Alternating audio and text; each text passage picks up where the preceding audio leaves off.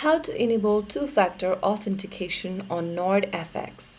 Hi everyone, welcome back to Trading for Beginners. If you want to enable the two-factor authentication in NordFX, first of all, go ahead and launch open the NordFX app on your device or log into the NordFX website. Once you're inside, go ahead and tap on the security option from the bottom left, and on the next page, you'll see the two-factor authentication tab.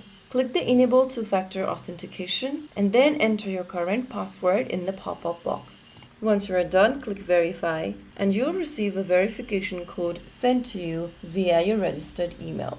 Go check your email inbox and enter the code that you received. Click Verify once done and you will see your secret key.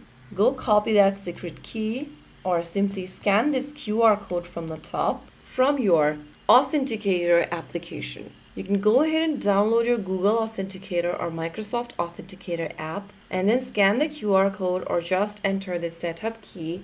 And once you do, you'll be able to add NordFX in your Google or Microsoft Authenticator.